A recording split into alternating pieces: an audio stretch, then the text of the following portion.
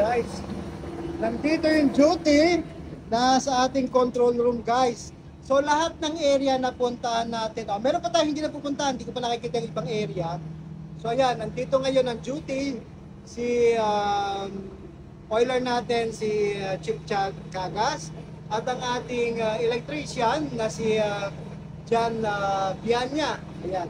May ginagawa sila dito. So sabi ko nga guys, pagka may mga trabaho sila, nandun sila sa posisyon nila kung saan nandun yung area nila.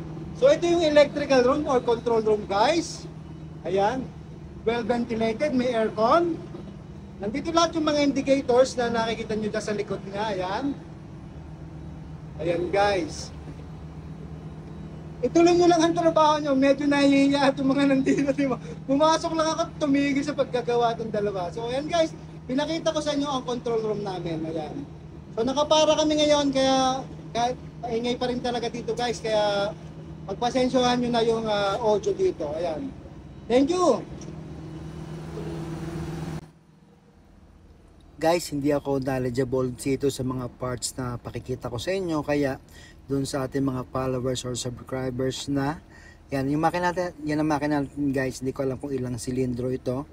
Bababa ko dyan maya maya para pakita sa inyo ng actual. Hindi nga po ako knowledgeable sa mga parts na makikita nyo dyan, so ipakikita ko lang sa inyo, and then doon sa ating mga followers tsaka subscribers na knowledgeable or mga talagang nasa barko rin, you can comment down below para ma-identify natin itong mga parts na ito na yan, sa fishing boat ganito po makikita ninyo. May mga condenser sila sinasabi, meron silang chiller, may generator. Ayan, sa part na ito yung yan, S1 na yan yung bodega ng mga isda guys, kung saan niluluto. Hindi po kami nagyeyelo ng isda guys, yan ay direct sa brine water, sa chilled water, or dyan po pinoprosen yung ating, may mga yellow guys, hindi ko alam kung ito, ano ba to, condenser ba to. So hindi ko po kasama dyan yung in charge dyan, kaya hindi ako nakapagtanong kung alin yung mga parts na amin dinadaanan o aking pinapakita. So ayan, bababa tayo dito sa engine room, sa engine mismo, para makita nyo. Ayan, may receiver, hindi ko alam kung anong function ito. So kung sa helicopter to, pwede kong maisa-isa sa inyo, pero sa barko ito guys, kaya hindi ko masabi kung ano yung mga nandyan. Kaya kung may mga label, just check it, and para magka-idea kayo kung anong itsura ng ilalim ng barko, kung saan nandun yung makina natin.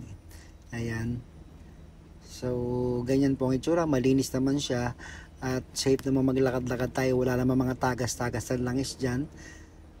So ayan, enjoy nyo na lang. Ayan, may receiver ulit, starboard, may generator dyan na umaandar, kaya medyo maingay kaya guys, kaya hindi ko, kaya nag voice over ako sa ngayon dahil hindi na ako nagsasalita dyan nung bumaba ako dahil maingay. Yan, generator set number 1. Ang alam ko guys, meron kaming generator na tatlo, or generator na tinatawag, nag-malfunction or na-damage yung isa, parang may nasunog, kaya dalawa lang.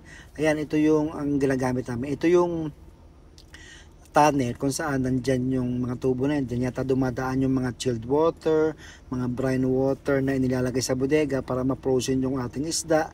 So ayan yung itsura guys, yung tunnel, parang pinaka third layer na to pa sa ilalim, pero may mga bottom pa yan sa ilalim na dun siguro yung lagay ng crudo. Hindi ko alam kung ilang bodega kami ngayon, pati yung mga tubig namin hindi ko pa alam, pero research ko by tomorrow, and then i-content din natin. So ayan po, makikita nyo sa isang fishing boat, may mga ganyan na para maluto yung isda natin. Pag sinabi pong luto ang isda, ibig sabihin frozen na to. Frozen, hindi po sa apoy niluluto, kundi sa malamig na brine water or chilled water para ma-frozen ito, may kasamang asin. So yan muna for the meantime guys, pinasilip ko kasi gustong ng ating ibang followers na makita yung makina or sa ilalim ng ating barko. Akat na tayo guys kasi masyado na maingay. So at least kahit pa paano napakita ko sa inyo sa ilalim ang mga parts doon. Si Mangista lang po, the original. Magandang umaga po sa inyo lahat.